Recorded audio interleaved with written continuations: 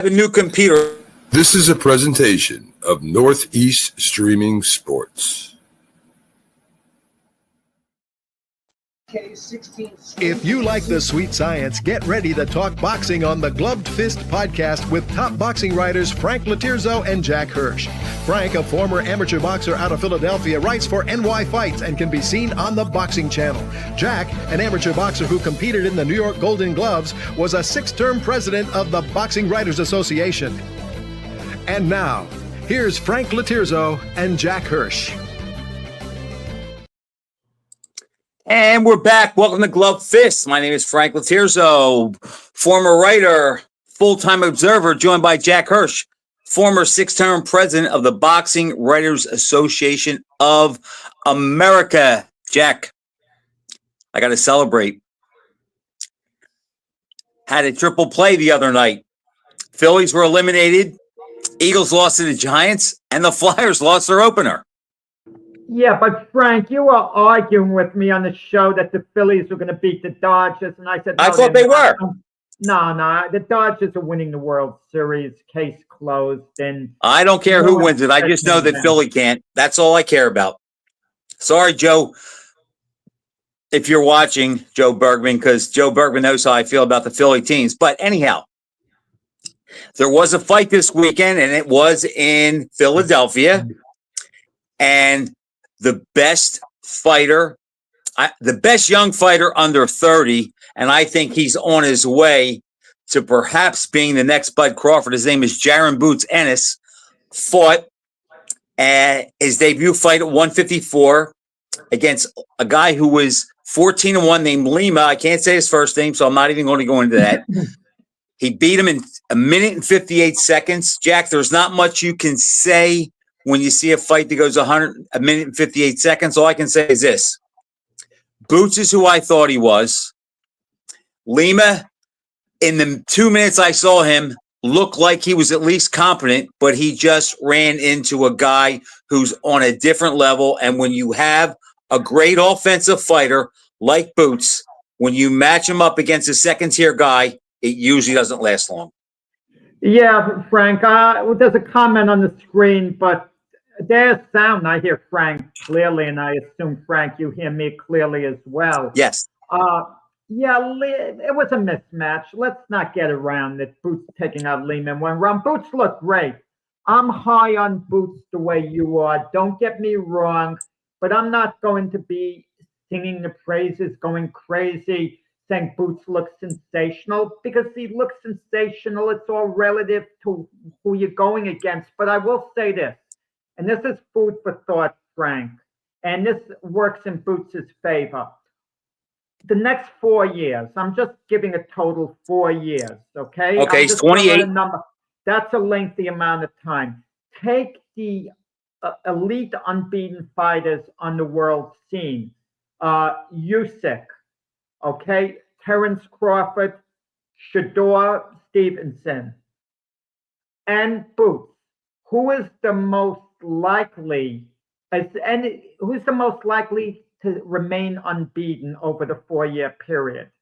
The one most unlikely, not talking about retiring, if they all continue to fight.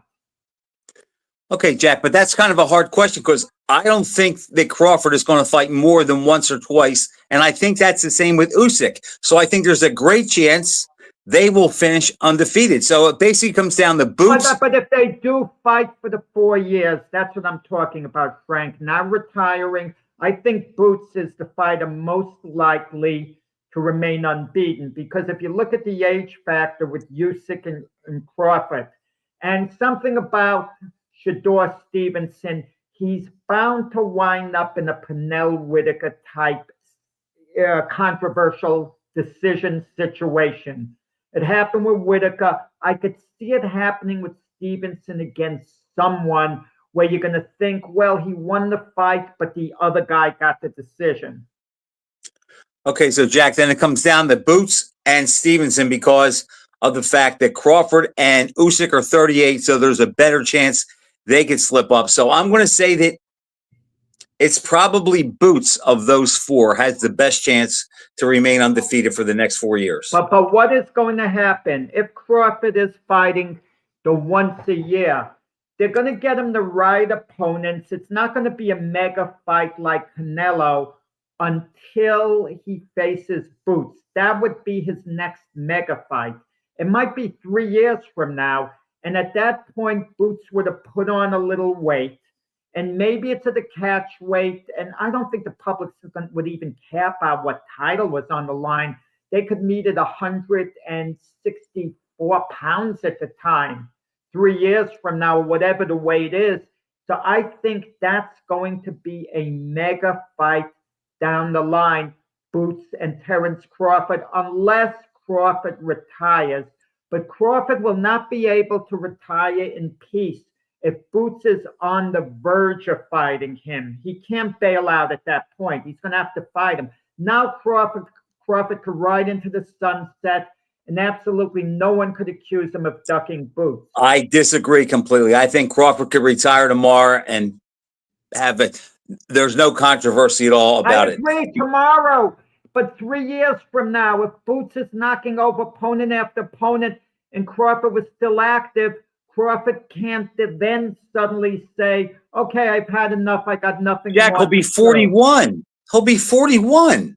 I'm aware of it, but they're fighting into advanced stages if he's still active. Frank, no one accuses Rocky Marciano of ducking anyone, and I'm going to tell you why. Because Floyd Patterson was 1 year away from being a viable heavyweight contender, and then he won the vacant title of Archie Moore, But had Floyd Patterson been fully developed, or Sonny Liston, that's a better example. Had Sonny Liston come along a few years earlier and he was in peak form at the time Marciano retired, we'd be mentioning that now, that Marciano, good thing he didn't fight Liston. We think that's why he retired and so on. Jack, you can always mention it and fans will always do that. I just don't think it'll carry a lot of weight because when Boots is 31 and Crawford's 41, there's nobody I don't think that would pick Crawford to win. In fact, I actually think today, this minute, Boots may be the toughest fight for him out there as it is at any weight. Oh, he is the toughest fight. No, because Boots has great offensive skills. If they fought now, hypothetically, Boots is at 154. Boots can comfortably fight at 158, 159, and he wouldn't be sacrificing a thing at that weight, not a thing. And as we both know, Crawford could come down in weight to 160 in all probability without hurting himself, because the 168, it was an artificial weight, but he wasn't but we understand he was fighting in a higher weight class. He was just a junior middleweight. If they fought now, let me ask you, who wins if they fought now at a catch weight? Bud, no doubt. And I love Boots, no doubt. Bud wins, but that window is closing. I'm not sure how long it'll take to close. Maybe it's a year, maybe a year and a half, but it is closing. And the longer they wait, the more it favors Boots because he's the younger guy and that's the way it works. But Jack, I don't see them fighting. I don't think they're ever going to fight for the fact that the risk reward is not there on Bud's part. And if I'm managing Boots, I'm not going to chase that fight right now. And there's so many things out there I can get. But Boots was chasing it last year. He was chasing a fight with Terence Crawford. And now that he's fighting for Eddie Hearn's Matchroom Boxing, they're not talking about Crawford because Hearn wants to get him all these fights. And also, I think Hearn is aware if they took a risk and fought Crawford now and lost, they might never recover from it. Exactly. I mean, legacy-wise. But Jack, here's the thing that I don't know if cracks me up is the right word, but I saw a lot of, I'm not going to say visceral hate, but we just live in an era where no matter who a fighter fights, it makes no difference. Now imagine this. All I read this week was Boots should have fought Ortiz, maybe Fondora, maybe even Xander Zayas. Imagine if Boots in his first fight at 154 gets a title shot. They'll say he's being protected and he's being spoon-fed and he's getting a gift. The fight the other night was his first fight.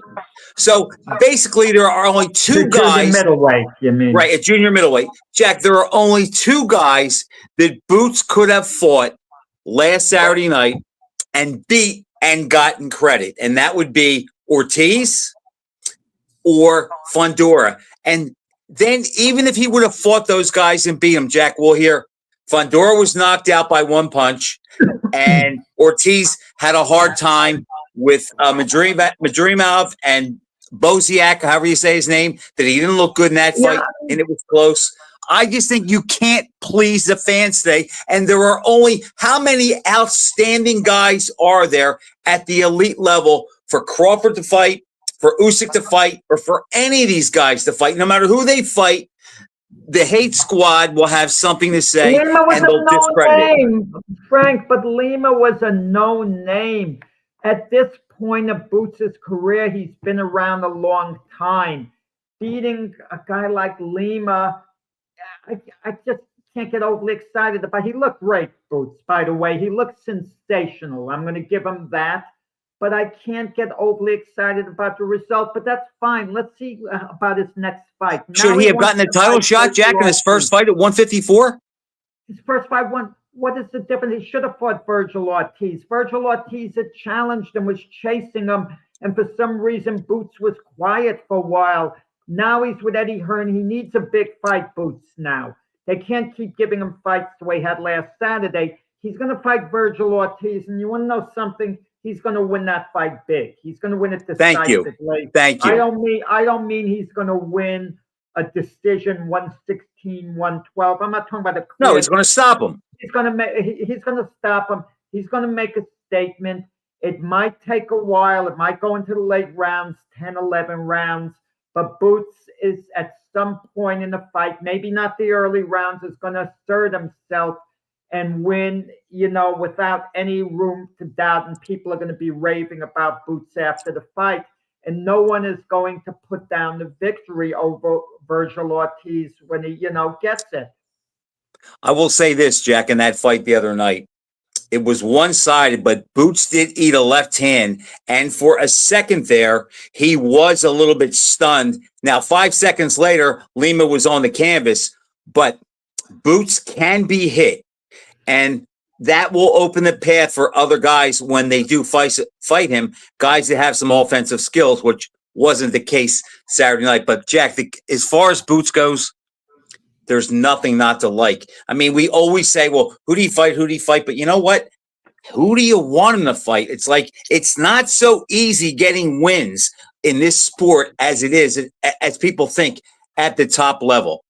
You mentioned something very interesting, because you look for red flags even in great fighters, okay? What might be a weakness, what might not? There's no evidence of Boots having any weaknesses. We've seen him get hit in past fights, maybe with a few more punches than he should have. But I think that's easily correctable for a guy like Boots. You go in the gym, you make the adjustments. But if he was really stunned by a punch, really hurt, and his punch resistance is average, and no one has been able to test him in that regard, it's something to think about when he gets hit. But of course, you posted an article that we laughed at on social media about Muhammad Ali, who was Cassius Clay at the time. And what did it say? What happens if the kid gets hit? What might happen is his ability to right. But if he has a chin, he'll be special.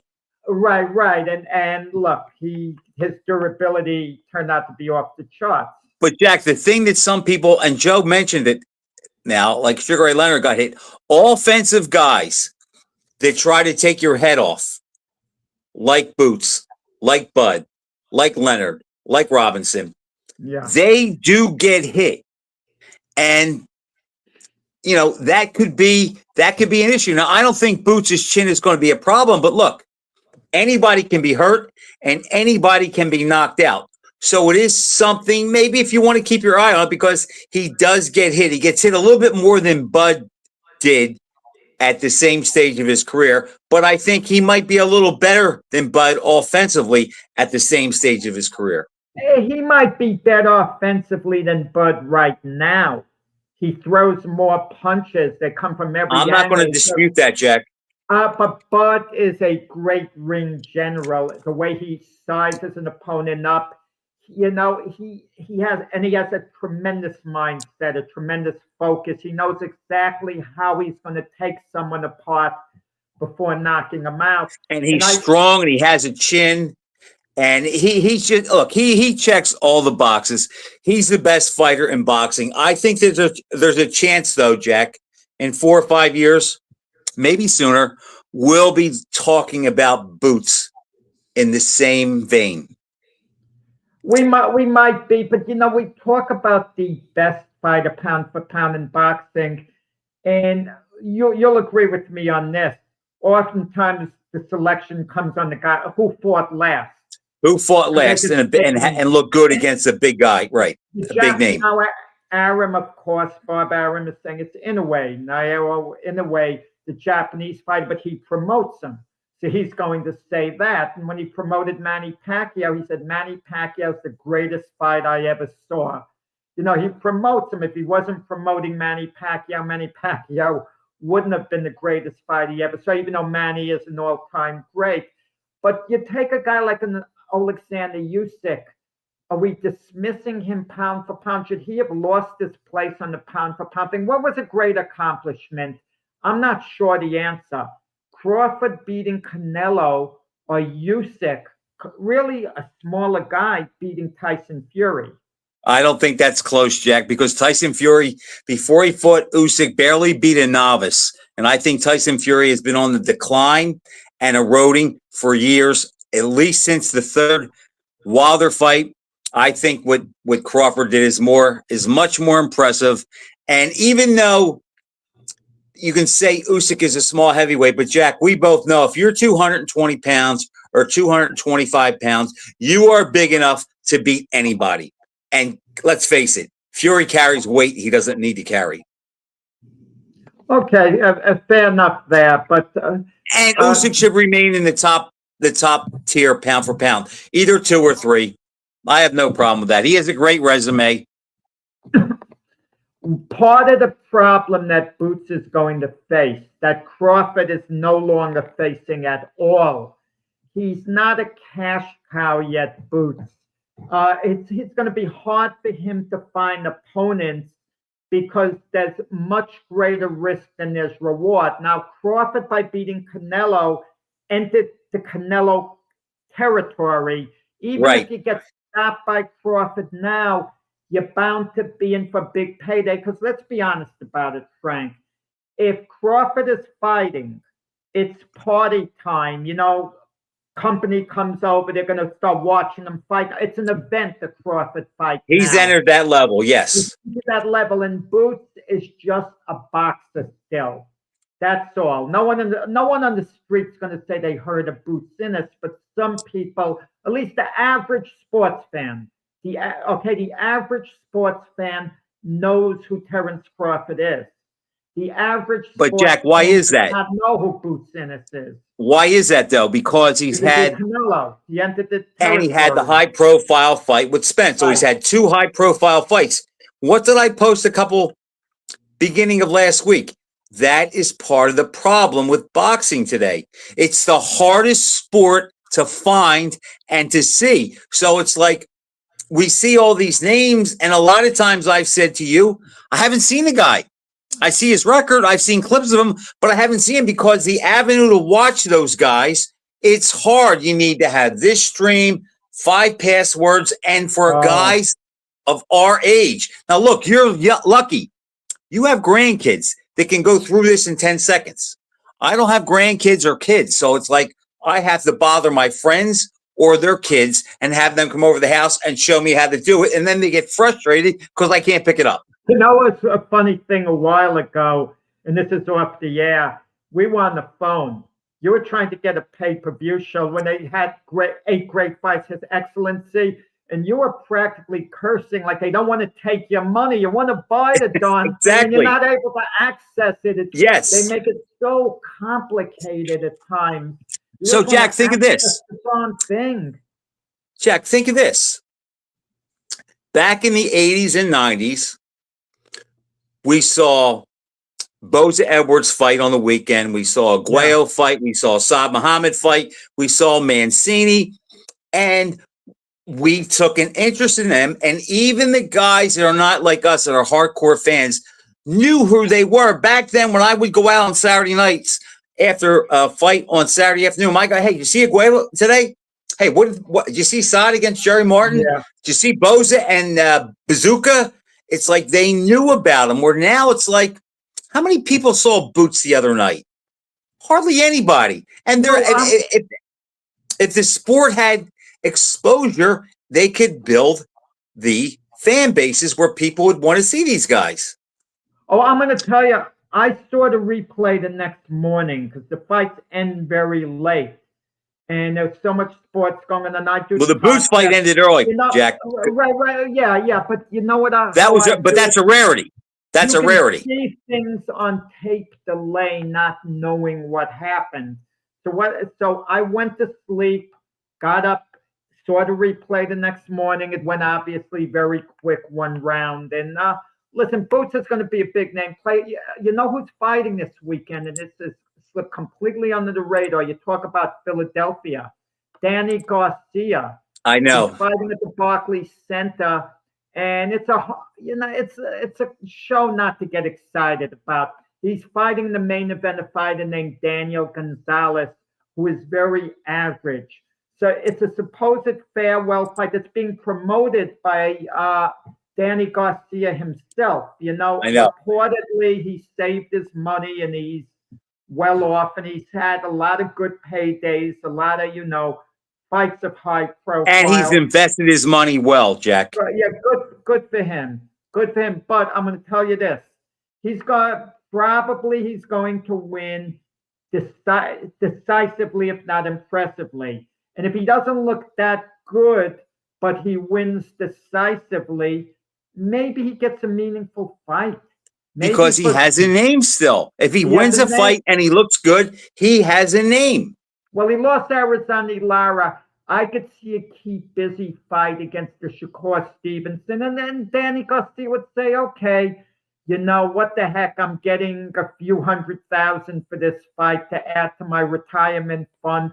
I'll fight Shakur Stevenson. If I lose, okay, so be it. I think he's at that point now. But Danny Garcia, Hall of Famer now. Wow. He doesn't have the feel of a Hall of Famer, but if you look, he has some good names on his resume, though. Khan, big win over Mir Khan.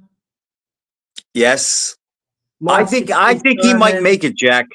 I think he might make it. I'm not sure he's a Hall of Fame fighter, but I think he might make it. Joe says no, and Joe's is in tune with the Philly guys. And Joe, you're right. He has some businesses in Philly. He has invested well. And the nice thing about that fight, Jack, I just looked while you were speaking. I put my post-fight post on the Boots fight at exactly 11 o'clock, which means that fight started about 10 of 11. I can live with that. The Crawford fight didn't start till 10:01. Yeah, that makes it tough. Yeah, 10 to 11. As long as they're starting the main event before 11. But it's so unpredictable. I was at the Barclays Center once. Man, it was a Deontay Wilder main event. It started 12:18 p.m. But there was one fight on one show. Shawnee Monahan, okay? He was a big attraction in New York, and he spoke at a boxing function that I had him at. So I wanted to watch his fight for personal reasons as well. And I kept waiting. Finally, I left at 1:06 in the morning, and his fight wasn't even on. His was the next fight. I couldn't take it anymore. And I spoke to him later, and I said, Shawnee, aren't you starving? Aren't you dozing off at that point? That's insane. You might be fighting at 2 a.m. That's insane. The adrenaline keeps them going, I'm sure. There's no doubt about that. But but Jack, that's another issue. Now, I guess, look, it's never going to change and go back. And eventually guys like you and me are going to be gone. And somebody else will be doing this who's in their 30s or 40s. And they'll be more in tune and they'll have all the streams and remember all the passwords and how to hook things up. And that's just the way it's going to go. It seems to me, though, with technology, the more they try to make it easy, the more difficult it is. At least for me. Yeah, I mean, there's some other interesting fights coming up. There's Chris Eubank against Conor Benn, the rematch. The first fight, that might wind up being voted as the fight of the year. I mean, both of them laid it all on the line. Tremendous fight where Eubank won a decision. Eubank is the much bigger man. That's not changing. There's a little bit of a subplot there. I think I maybe mentioned it last week. I vaguely remember. Eubank is trained by Bomac. Bomac, right. Guy, and give Bomac a ton of credit. He's done a heck of a job with Chris Eubank. Eubank is calling out after he beats Ben. He wants to fight Crawford or Canelo. Now, Crawford is Bomac's guy. Yeah, that's never going to happen. Jack, that fight's not until November 15th, though. Yeah, and that's in England. That's big. The first fight was great, but I would think that Eubank is going to repeat his victory. Bigger guy. I don't see what more Ben can do. I don't see Ben having a chance. I didn't think he was going to win the last time, and I don't think he wins this time. I mean, I have a feeling that Eubank might actually stop him at this time because at the end of the fight, he was really gassed, Ben, and Eubank was landing big blows.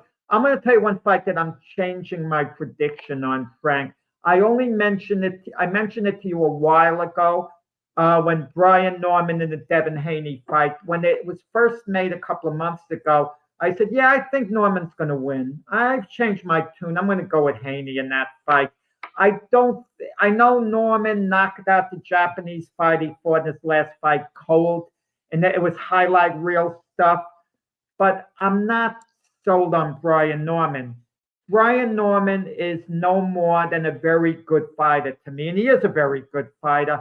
But Devin Haney, even the remnants of Devin Haney that are left, I think is better than Brian Norman. Plus, Haney he's bound to fight a smart fight, box him the whole way, and maybe Haney's not going to be the generational talent that I thought he was originally. And even though technically he's unbeaten because they reversed the Ryan Garcia decision, I mean, Haney, I just think he's better. We can disagree on that one, Jack, because I think Brian Norman is a really good puncher. I think he's a little bit better than people give him credit for being. And I think the fact that Haney's going to have the ghost in his mind from getting dropped by Garcia, I think that Norman's going to win that fight. And right now, I think he'll actually look impressive doing it. But I don't see any case for Haney. Well, you see no case. I wouldn't be that dismissive, Frank. It's okay you pick Norman, but to be that dismissive. I mean, could Haney possibly outbox him and win a decision? Well, listen, if Haney does that, Jack, Brian Norman is nowhere as good as I thought. Listen, I gotta give you credit. The last time it was as dismissive, it was a Daniel Dubois fight against Usyk. Against Alexander Usyk, and I picked Usyk to win. But I did regard Dubois as a legitimate threat to beat him, even though I was picking Usyk. You didn't regard Dubois as any type of threat at all. I didn't think he'd do as good as he did the first time. Yeah, and it kind of played out that way. So sometimes in rematches, you think one guy is going to build on something and be better. It actually goes in reverse. He doesn't. Sometimes most of the time it's a rerun. Yeah, and sometimes the guy fought his best possible fight the first fight. And I think Dubois lost his shot, Jack, when that body shot was ruled a low blow. And I think he saw when Usyk got 5 minutes, I saw the wind go completely out of his sail. And he said to himself, oh, damn. He goes, that was my shot to win. Now it's gone. I'm not going to win. And I just, and the 3 fights he won in between didn't show me anything to think that he could be better and beat Usyk. Frank, we can argue, but I felt it was a low blow, a legitimate low blow, and was ruled correctly by the ref. But if you feel it was a legitimate body shot that dropped Usyk, I feel Usyk gets up on time and just, survives the round or whatever. That's how I feel. I thought it was a body shot, but I thought Usyk, if he had to get up and continue, I think he could have. Yeah, so I think, the boy. He did the smart thing, Jack. And there was another fight I saw this weekend. Let me I have a hard time pronouncing the name, so give me a second. With David Allen lost his fight. So let me just get 1 second here. Why isn't this coming on? Here it goes. Wait 1 second. Oh, man. What am I missing? On Salenbeck, Muda. I don't know why. I wouldn't be good on the. Yeah, I'd be good because I practiced the name. I'd say 2,000 times, so I had it perfect. Well, he won a decision over Dave Allen, who's a good local fight in England. He beat him in England where it took place. Dave Allen beat Johnny Fisher, who Eddie Hearn's Matchroom had been building up big. Johnny Fisher won a controversial decision over Dave Allen, and they matched him again. And the plan was for Johnny Fisher to win the rematch decisively over Dave Allen. And the hype of Johnny Fisher would continue. But Dave Allen surprised us. He went against what we just talked about a moment ago. He reversed things in the rematch. He stopped Johnny Fisher. But he fought. But after Makhmudov beat Allen by a wide decision last Saturday, he called out Anthony Joshua. He made it a point. It was a Matchroom show, and Joshua supposedly responded. Now, Joshua's skill level is miles above Makhmudov, so you'd think he would win that fight, Joshua, and then go into a major fight after. But this guy, Makhmudov, despite it going the distance, he can punch. He can punch, and I don't trust Anthony Joshua's punch resistance against anyone. It's amazing, Jack, how they look at Joshua now as easy pickings, and all you got to do is touch him. I know I can't say his name, Jack. How do you say his name? Makhmudov. I saw the fight. I saw clips of it. I agree he can punch, but the only thing I will say on the other side is I've seen him hurt, and Anthony Joshua can punch, and he's a big target. But it all depends to me on how Anthony Joshua comes out. If he comes out with trepidation and fights a safety first fight, he has a good shot to lose. If he comes out like he did against the MMA guy fought, how do you say his name? Francis Ngannou. If he comes out like that and he's confident and he lets his hands go, then I think he'll be okay. But it is funny how they look at Joshua now as that's the big name that I can get on my record and build on. You know what disgusts me about the sport? You can lose a big fight, do nothing for years, not have one meaningful victory for years. They get you a soft fight, you win it, and now there's a feeling of entitlement. You're back in. There's a feeling of entitlement. That's the era we live in, Jack. You're right. Especially at heavyweight. Yeah, Tyson Fury, he knows he could get a big fight whenever he wants. He could fight Anthony Joshua in a major fight for millions and millions. And what is? Do you think he ever fights again? Yeah, I do too. Money, it would be against Anthony Joshua. The problem with making that fight is going to be in the negotiation. Tyson Fury is going to definitely want a lot more money. He shouldn't get more money than Anthony Joshua. It should be 50-50 at this point. I mean, he's not the champion. that is going to make it difficult, Jack, because they're both going to want the lion's share. They both think they're the draw. Now, But I disagree with you on one point. I don't think that Josh was the only opponent. I could see Fury yeah, taking a fight with someone else. I just want to comment the last remark in the fight that was made here. CES Boxing, Jimmy Birchfield is a promoter, really good promoter. You know, he promotes in the Connecticut area, you know, New England and all, and a really good promoter. His name slips under the radar. And pullouts of fights, I mean, that's the one job I wouldn't want to have in boxing, Frank. I wouldn't want to be a matchmaker. I mean, because, you know, guys pull out of fights.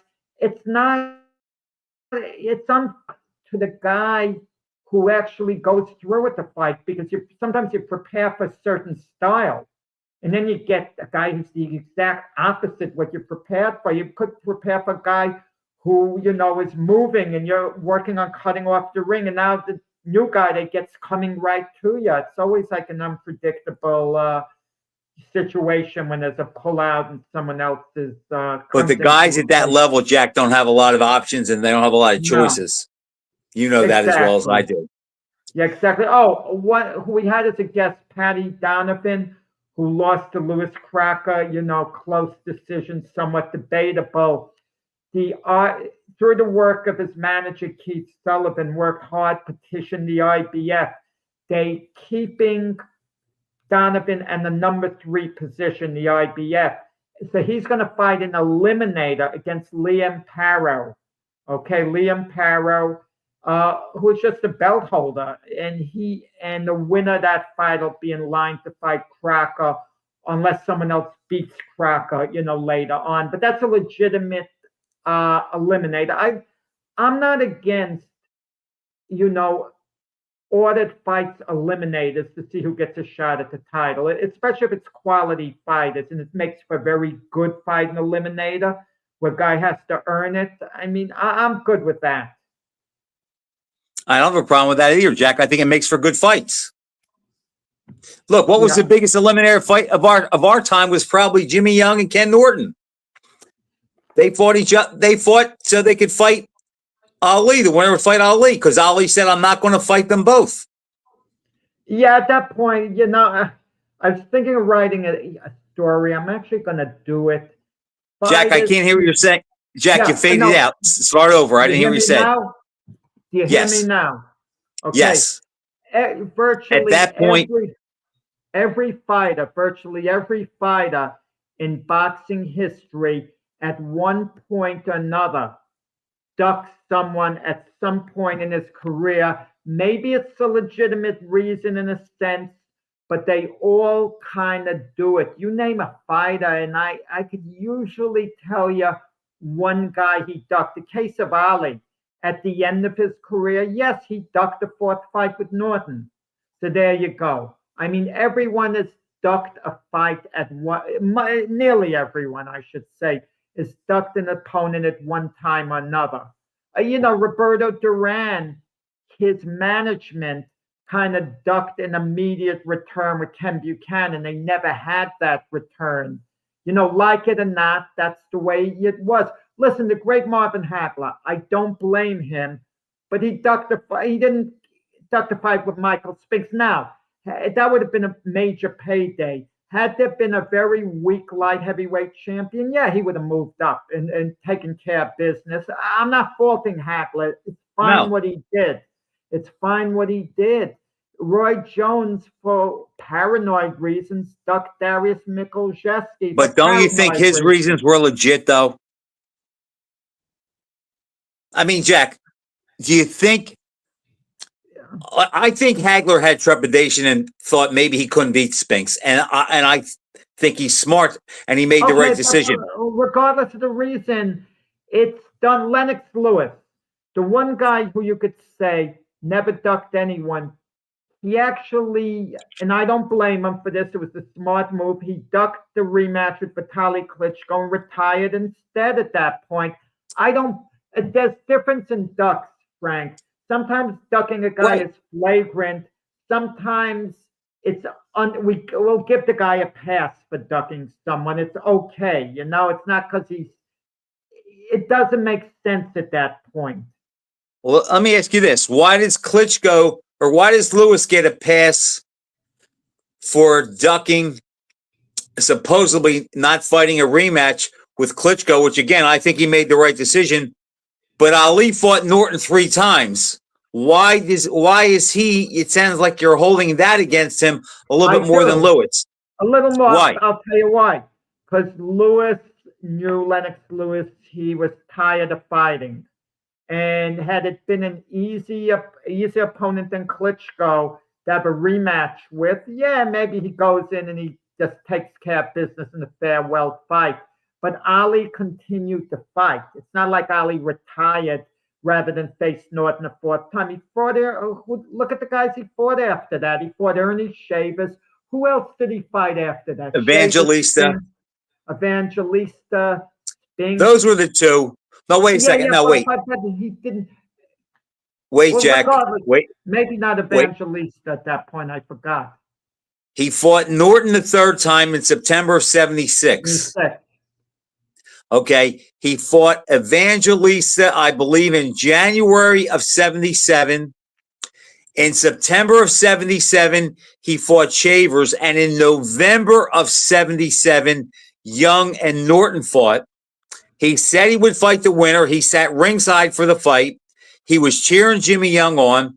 And then after that fight, he said he took the tune-up with Spinks, and then he'd fight the winner of that fight because he signed a contract that if he beat Spinks, he'd have to fight Norton, and he lost to Spinks.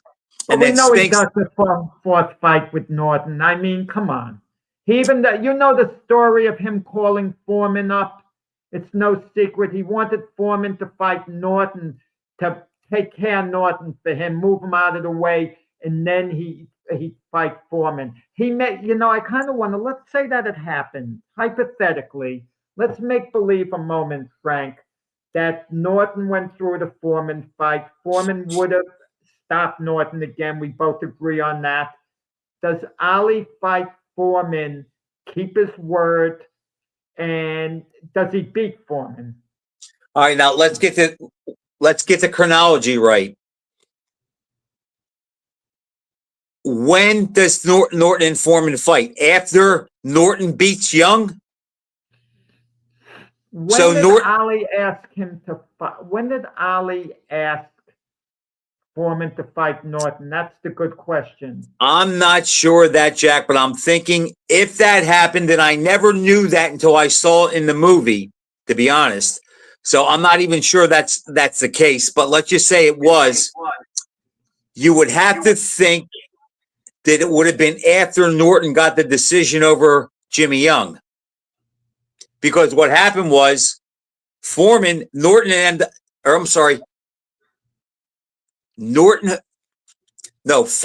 beat Foreman to get the Norton fight. That's right. So in 77, Norton beats Young, and Ali fights 4 months later against Spinks, knowing that if he beats Spinks, he would have to fight Norton. So if it happened, it had to be between November of 77 and say January of 78. Well, regardless, if he fought Foreman again, it would be in the later 1970s. My feeling is it would have been in 78. It would have been 78. Yeah, about the time he beat Spinks. You want to know something? Man, I'm not sure Ali would have beaten Foreman. Here's the fight, Jack. Foreman, who lost to Jimmy Young, versus Ali, you could say, who lost or beat Spinks. But it would have been at that time. That's a tough call. Ali would have been in much better shape. But then again, would he have been, Frank, would Ali have been in much better shape than the Spinks rematch? Because at that point, I don't think he could get in better shape. Yeah, so would that be good enough what he did in the Spinks rematch to beat a George Foreman? And could that version of Ali rope-a-dope? Could he have? I don't. The only thing, Jack, the whole way, yeah. I thought about that a lot. And here's the conundrum. The Foreman who fought Jimmy Young, who walked around looking for one punch and was more of a counter puncher than an attacker, Ali actually matches up better with that Foreman.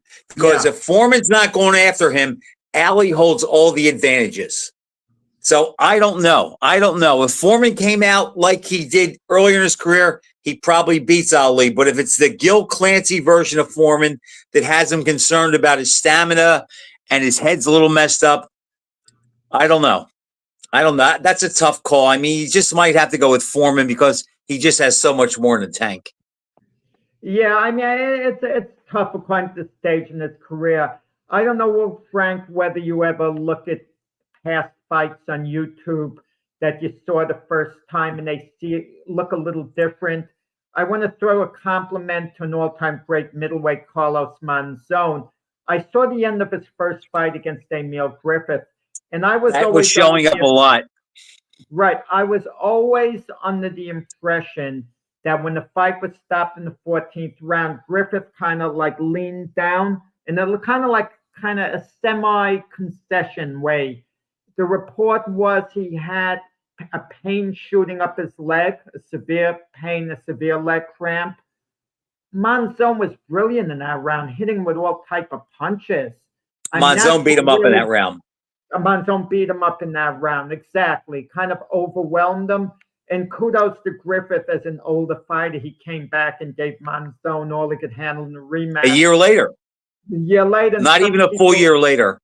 And some people think a past his peak Emil Griffith beat a prime Monzon. I don't think so. I think Monzon deserved the decision. But the idea that Griffith could run him that close, at that point. Griffith fought an excellent fight. I remember watching that fight on TV as it happened back in 73.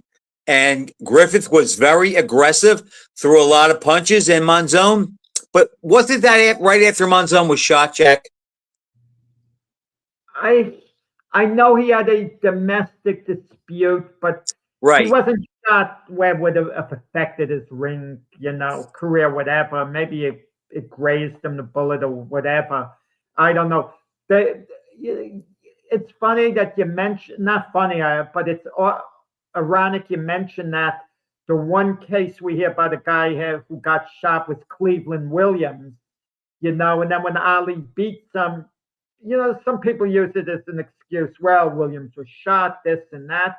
I don't go for all that. Like, even with the Errol Spence losing to Crawford, I don't want to hear, well, he was in an accident. He was thrown from the car. That took the fight out of him. He was beaten, battered. He was a shell of himself. Well, we talked about Danny Garcia earlier. Errol Spence decisively outpointed Danny Garcia. And Porter. Accident. Right, leading into the Crawford fight. So I don't want to hear that Errol Spence is a charity case, when Crawford beat him. Jack, do you think Spence will ever fight again? I hope not. Because we'd have to assume that he's well off financially. We do absolutely have to assume that. Where's he going to go? There was some talk about him fighting Jermell Charlo. Right. Jermell Charlo were from the same gym. They were stablemates. They're friends. Why? Charlo, it's a fight that would be interesting because, what do we call it? A crossroads fight? One of them would win and get his name back, and the other may as well stay retired. So it would be, so there's name value. And you could make a case they're both damaged from Canelo and Crawford. Spence Crawford and Charlo Crawford. Canelo, he hasn't fought since then. He didn't take the beating that Spence took. Yeah, at one point, the Charlo brothers were riding so high, they seemed that they looked on their way to Hall of Fame careers, both of them. And Jermell Charlo still hasn't lost, former middleweight champion. He still hasn't I think they couldn't handle. I think the success they achieved, Jack, I think that went to their heads a little bit. And I think they lost focus on what's important. I think they got the big house, the Ferraris, And I think they thought they arrived and took their eye off the ball a little bit. I don't know that to be true. That's just my assumption from what I've seen, heard, read, and just a little instinct. Yeah, you kind of wonder how fighters spend money. It's not for me to tell someone how to spend their money, but then again, I mean, Canelo Alvarez has made excessive wealth. Even though it's dumb for him to have something like 10, 12 cars there, like lined up in his garage, he could actually afford it. Okay. I would sit him down and tell him, how many cars do you need, guy? Get 4 cars maximum if you want. That's what I like about Crawford, Jack. He doesn't do that. Crawford said in an interview, he bought a whole block in Omaha, like all the houses on the block. And I'm thinking, and he says he paid for it with cash. Why does he need all those houses? I don't get this. You have to pay taxes. You have to pay utilities. You have to pay, fees. But at least they're not going to depreciate like a car. Yeah. But, and if he maintains them, so they probably will. And maybe he took care of some family members and whatnot. That could be. Look, Bernard Hopkins was good with his money too. Isn't that? I love hearing, Jack. I love hearing those stories. And as you mentioned earlier, there are some guys that rip Lennox Lewis for never having a rematch with Vitaly Klitschko.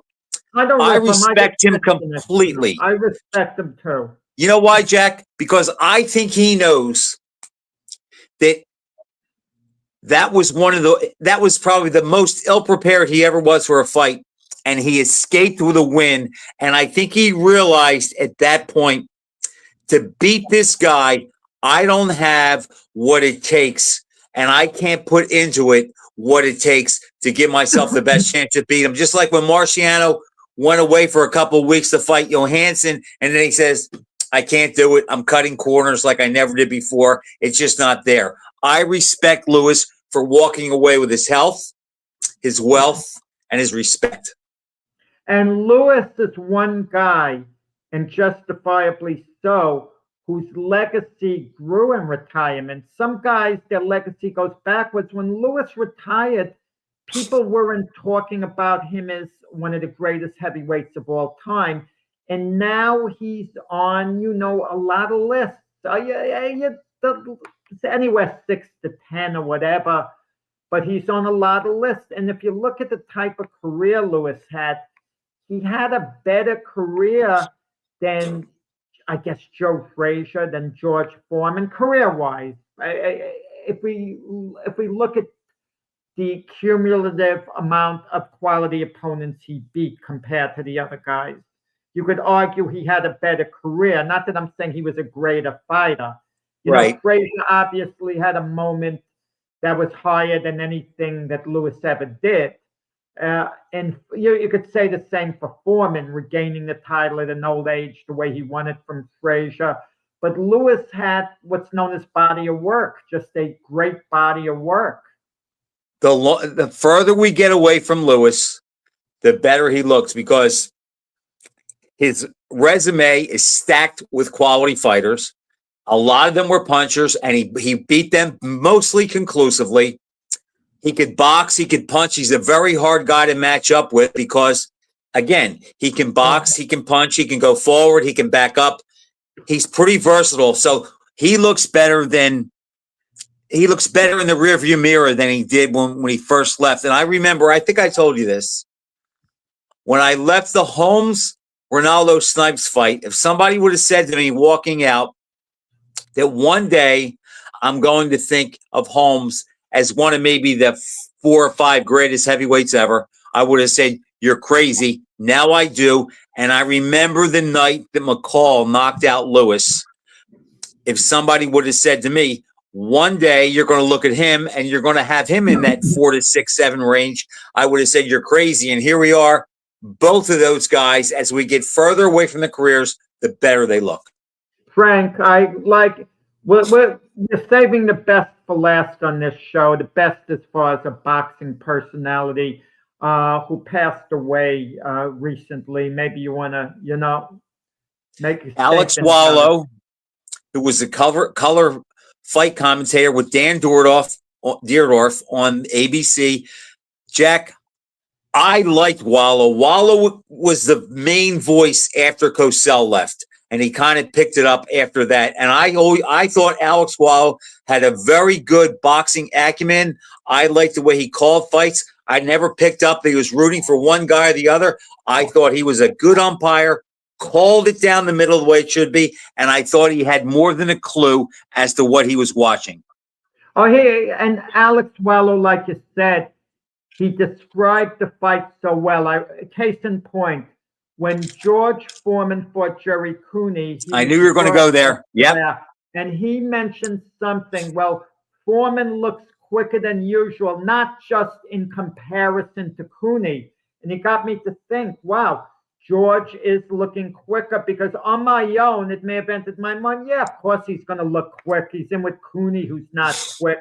And he stated immediately it's not because of anything Cooney. It's not because Cooney isn't quick, but Foreman is showing more speed than before. Just that type of insight I enjoyed that Alex Wallow came up with. He was very close with Al Michaels. They were like best friends, and they did the Hagler-Hearns fight, as I recall, too. Wallow and Al Michaels for ABC. I remember Michaels doing it. I forgot that Alex Wallow did that, but that would make sense, Jack, because that 88, 87, that's when he came on. Yeah, he also trained Jim Lampley on how to call fights. Yeah. So I just read.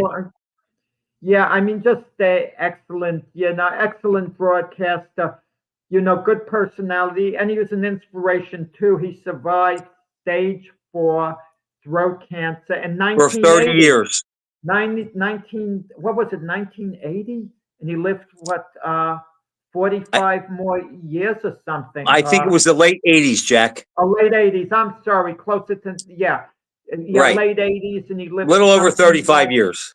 Yeah. I mean, surviving that. I mean, it's and especially someone who needed his voice, and to survive that and still come back with a strong voice. Jack, on a personal level, it stands out even more to me because, we talk about cancer and it's just everybody, you just talk about it, but until it affects you or it's touched your life with somebody close to you, it really does make a difference. And then when you hear about somebody like Alex Wallow and the fact that it was stage 4 and he dealt with it that long, it's like it just puts it in an entirely different perspective. Well, and there's also what's going on now. There's this trainer in England, Joe Gallagher, who's trained a lot of good fighters. Stage 4, and he's coming back. He's still training guys, going to the gym, riding, and he seems to be in remission, he says. So there are inspiring stories, out there, which, which hopefully they give people hope, who and I had forgotten about Alex Wallow for a while too. In fact, if you would have asked me 2 weeks ago whether he was still with us or not, I wasn't sure. Yeah, well, it gets to the point where guys do retire, and then you kind of wonder what's going on. Their name is out of the news. Listen, a famous name is out of the news, and we only have about a minute. Like a guy like a George Chuvalo, he's still around, but no one's talking about him. I read that he's in a home, Jack, but he's almost 90 years old. Is that amazing? Yeah. Okay, Frank. I mean, good show here that we had, and we'll see what activity takes place, what boxing announcements are going through the week. But it's always great to talk boxing. Boxing along with baseball are the two sports with an amazing tradition. Yeah, how about the Jets, Jack? Are they going to win a game this year? Oh, they'll win a few games, but it won't mean anything in the long run. Let me ask you this. I like Aaron Glenn. What's the talk in New York about him? Because he's better than an 0-6 coach. People are unhappy, but they understand It's his first year. It would be unfair to fire him. He's safe for this year. He's going to play the year out. And then what are the Jets going to do? The onus is more on Justin Fields, the quarterback, than Aaron Glenn at this moment. Does Mike McDaniel make it through the year? I don't know how close he is with the owner. I don't know at all. It doesn't look good. If push comes to shove, I'd say yes, though. He does make it through the year. Okay. As long as the Dolphins don't fire him and hire Rex Ryan, which you're talking about. Thanks Oh, for man. watching, everybody. We'll see you next week.